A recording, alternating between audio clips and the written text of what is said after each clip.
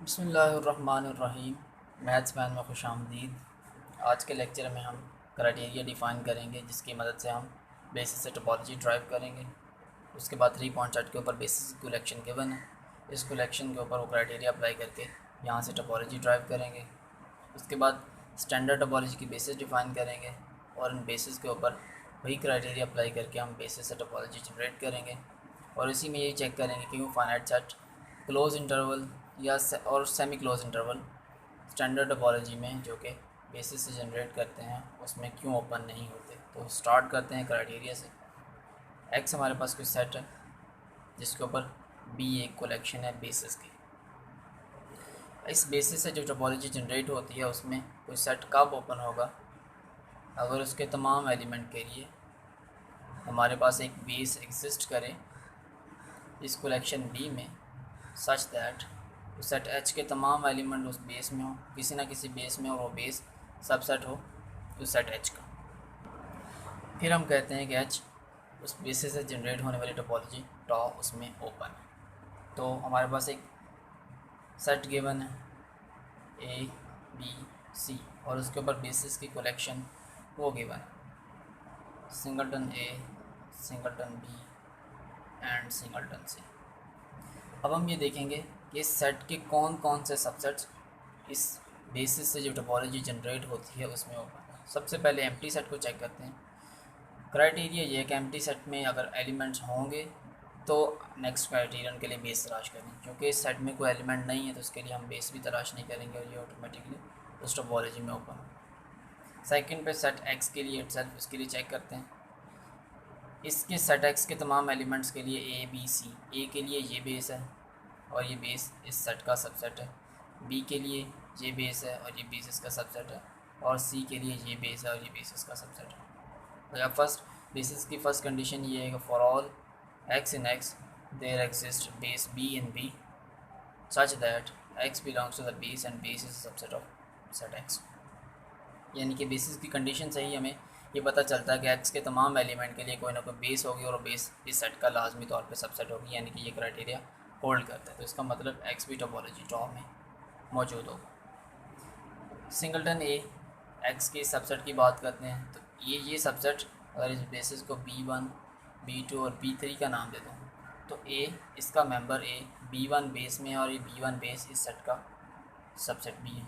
तो इसका मतलब सिंगलटन ए ये टोपोलॉजी टॉ में ओपन होगा। सिंगलटन बी की बात करें एक्स के सबसेट की तो बी B2 बेस में है, इसके मेंबर B2 बेस में और B2 बेस इस सेट का सबसेट भी है। इसी तरह सी को चेक करें, सिंगलटन सी को, तो सी B3 बेस में है और ये B3 बेस इस सेट का सबसेट भी है। तो इसका मतलब सिंगलटन सी ये भी टोपोलॉजी टॉ में होगा। इसके बाद हम 2 पॉइंट सेट्स ए और बी की बात करते हैं। क्या ए बी भी इससे टोपोलॉजी जो जनरेट होती है उसमें ओपन होगा। ए के लिए हमारे पास बेस है B1 और B1 इसका सेट का सबसेट भी है।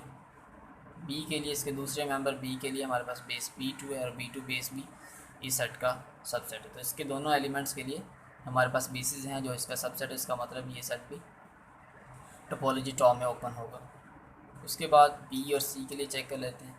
बी के लिए हमारे पास B2 बेस है ये वाली और ये B2 बेस इस सेट का सबसेट भी है।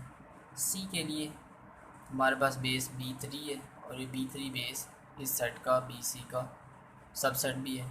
तो इसका मतलब इसके दोनों एलिमेंट के लिए हमारे पास बेसिस हैं और वो बेसिस इस सेट का सबसेट भी हैं। तो ये टोपोलॉजी टॉ का मेंबर होगा। ए सी को चेक कर लें। ए के लिए हमारे पास बेस है B1 बेस है और B1 बेस इस सेट का सबसेट भी है। सी के लिए हमारे पास बेस B3 है और B3 बेस भी सेट का सबसेट है। इसका मतलब ए सी भी टोपोलॉजी टॉ में ओपन होगा। तो टोपोलॉजी टॉ में हमारे पास फाई, सेकंड पे X, singleton A, singleton B, C, A B भी ओपन है, बी सी और सी है। तो एक्स में हमारे पास बेसिस एलिमेंट सारे के सारे ओपन है और बेसिस एलिमेंट की यूनियन ए और बी की यूनियन ए बी, बी और सी की यूनियन बी सी, सी और ए की यूनियन ए सी, और ए बी और सी इन तीनों सिंगलटन्स की यूनियन एक्स। तो इसका मतलब बेसिस से जो टोपोलॉजी जनरेट होती है उसमें फाई के साथ साथ तमाम बेसिस एलिमेंट्स और इनकी यूनियन भी शामिल होती है। तो टॉ में बेसिस एलिमेंट्स भी होते हैं, इनकी यूनियन भी होती है और फाई भी होती है। और इसके अलावा अगर किसी सेट के ऊपर हमारे पास बेसिस की कलेक्शन सिंगलटन्स पे मुश्तमिल हो तो उस सिंगलटन उस कलेक्शन से जो हमारे पास टोपोलॉजी बनती है वो डिस्क्रीट बनती है, यानी ऐसी टोपोलॉजी जिसमें किसी सेट के तमाम सबसेट्स ओपन होते हैं तो हमारे पास वो डिस्क्रीट टोपोलॉजी बनती है। अब हम स्टैंडर्ड टोपोलॉजी के बेसिस डिफाइन करते हैं। अगर हमारे पास set of real number x is equal to set of real number r, इसके ऊपर कलेक्शन अगर हम ओपन इंटरवल्स की ले लें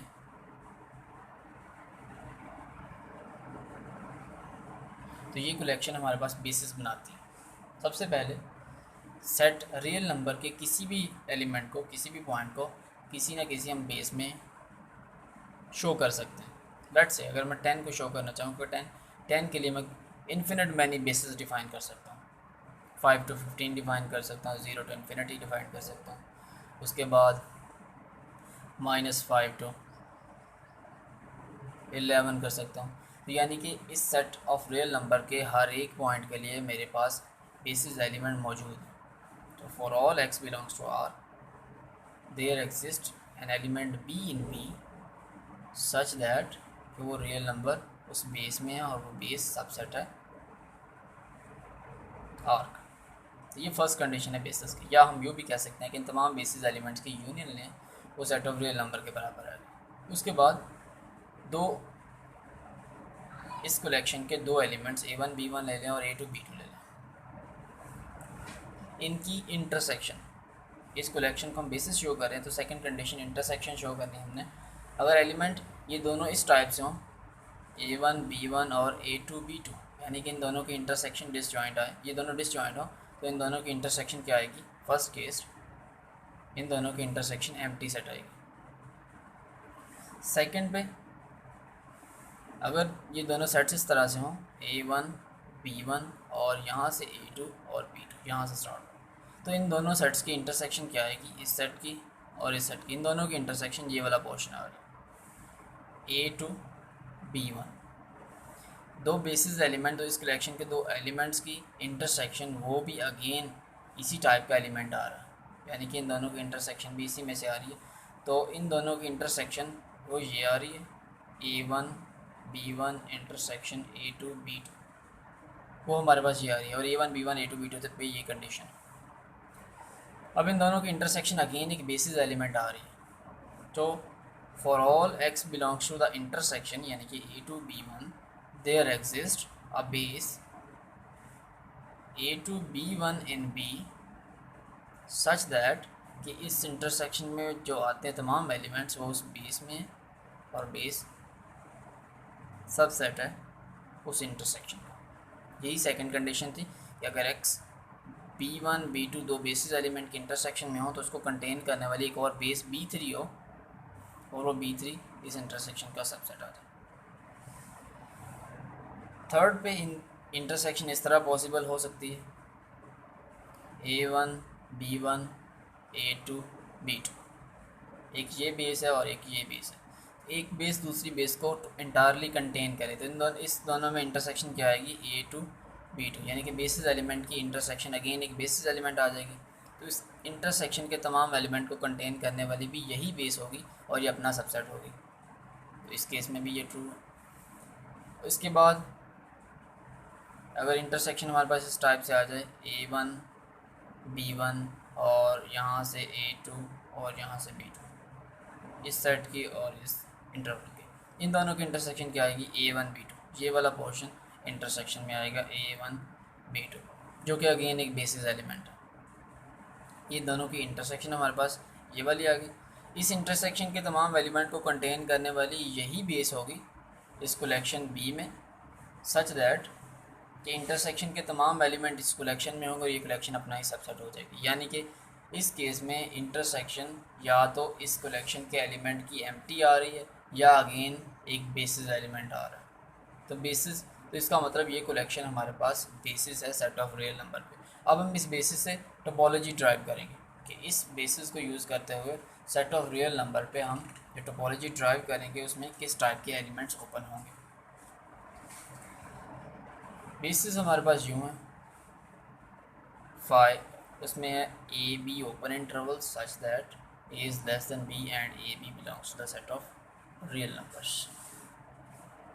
अब अगर चेक करना चाहें कि सेट ऑफ रियल नंबर के कौन कौन से सबसेट्स इस टोपोलॉजी में ओपन है, इससे बेसिस से जो टोपोलॉजी जनरेट होती है उसमें ओपन है। सबसे पहले इस सेट के सबसेट लेता है फाइव को चेक करते हैं क्या बेसिस से जो यहाँ से इस जो कलेक्शन हमें मिलती है उसमें फाइव मौजूद है।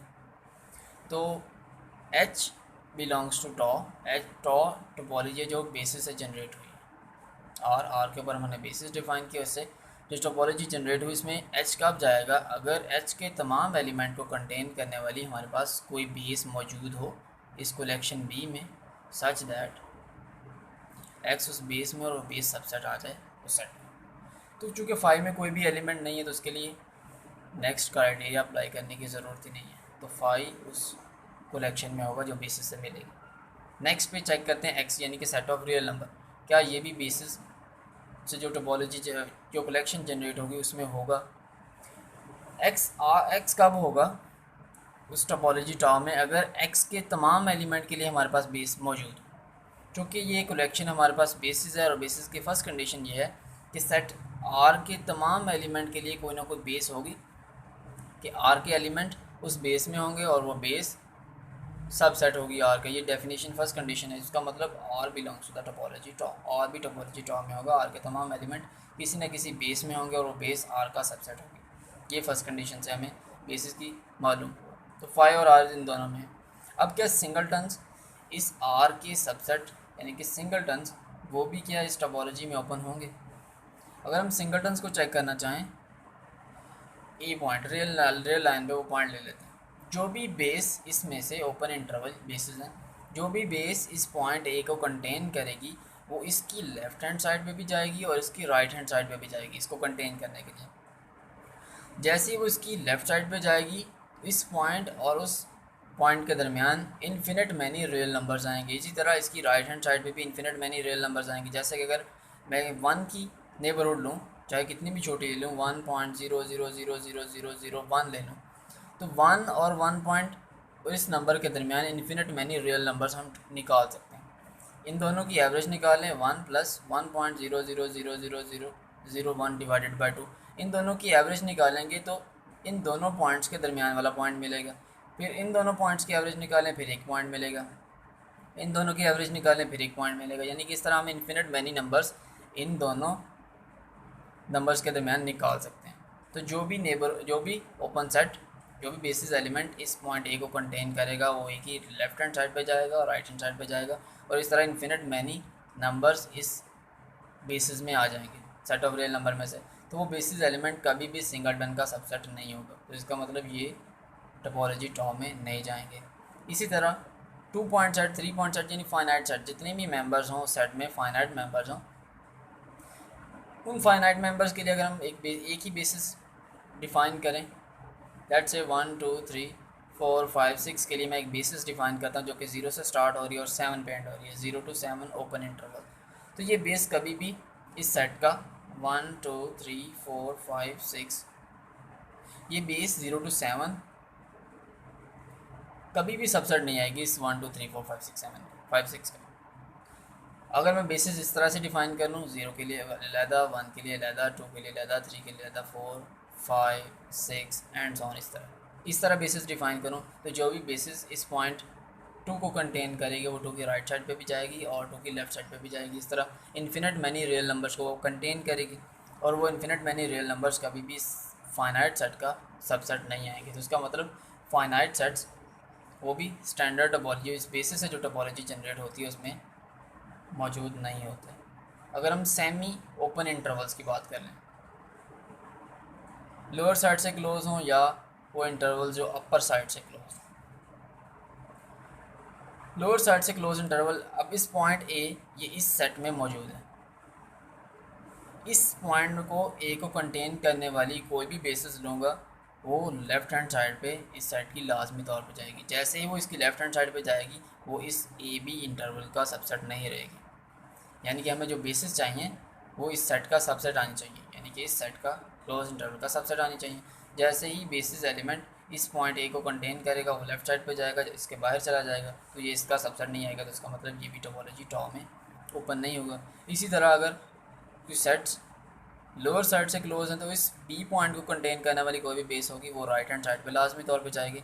इसी तरह उस बी और उस पॉइंट के दरमियान जो भी हम डिफ़ाइन करेंगे बी प्लस एप्सिलॉन और एप्सिलॉन पॉजिटिव नंबर कोई भी डिफ़ाइन करेंगे तो बी और बी प्लस एप्सिलॉन के दरमियान फिर से इन्फिनिट मैनी रियल नंबर्स आ जाएंगे। और इस तरह ये वाला जो भी बेस इसको कंटेन करेगी, अगर हम ए से स्टार्ट कर लें तो बी प्लस एप्सिलॉन तक जाएँ तो ये बेस इस सेट का सबसेट नहीं आएगी, तो ये भी टोपोलॉजी टॉ में ओपन नहीं होगा। इसी तरह दोनों साइडों से क्लोज इंटरवल हो, ए पॉइंट को कंटेन करने वाली कोई भी बेस होगी और चूँकि लेफ्ट हैंड साइड पे लाजमी तौर पे जाएगी, इस वजह से भी ये टोपोलॉजी टॉ में नहीं जाएगा। बी पॉइंट को कंटेन करने वाली कोई भी बेस होगी वो राइट हैंड साइड पे लाजमी तौर पे जाएगी। इस तरह बी और इस पॉइंट के दरमियान इन्फिनिट मैनी रियल नंबर्स आ जाएंगे तो वो भी इस सेट का बेस सबसेट नहीं होगी, तो ये सेट उस टोपोलॉजी टॉ में नहीं जाएगा। अब बात करते हैं ओपन इंटरवल्स की। ए बी एक ओपन इंटरवल। ओपन इंटरवल्स की बात करते हैं तो इस ओपन इंटरवल के तमाम एलिमेंट्स के लिए for all X belongs to A B open interval there exist base element A B. अगर इस सेट के तमाम एलिमेंट्स के लिए ओपन इंटरवल है और हमारे पास बेसिस हैं वो भी ओपन इंटरवल्स की फॉर्म में, इस सेट के तमाम एलिमेंट के लिए या हम इस कलेक्शन में से यही बेसिस डिफाइन कर सकते हैं कि इस सेट के तमाम एलिमेंट उसी बेस में हों और ये बेस इस सेट का सबसेट भी। फॉर एग्जांपल मेरे पास सेट हो 0 to 10, इसको मैंने चेक करना है कि ये टोपोलॉजी टॉ में ओपन है या नहीं है। इसके तमाम एलिमेंट के लिए मेरे पास बेस होनी चाहिए। अब मैं बेसिस को चेक करता हूँ, अगर मैं बेसिस के कलेक्शन में से इसी को उठा लूँ कि यही बेसिस है मेरे पास, तो इस सेट के तमाम एलिमेंट्स इस बेस में भी मौजूद है। तो इसका मतलब इस बेस में भी मौजूद हैं, तो इसका मतलब ये ओपन इंटरवल्स ये उस टोपोलॉजी में ओपन होंगे, यानी कि सारे के सारे ओपन इंटरवल के लिए हम वही बेस डिफाइन कर सकते हैं और वो बेस इस अपने सेट का सबसेट भी है।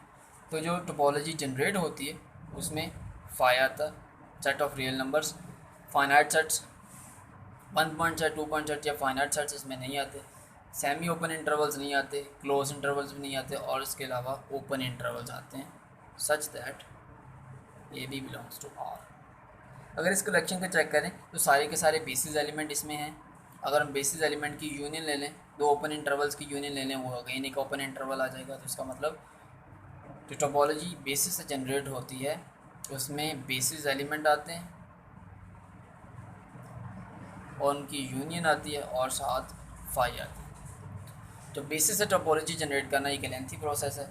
नेक्स्ट लेक्चर में हम एक थ्योरम डिफाइन करेंगे जिसकी मदद से हम इजीली बेसिस से टोपोलॉजी जनरेट कर सकते हैं। So I hope you like the video. Thanks for watching.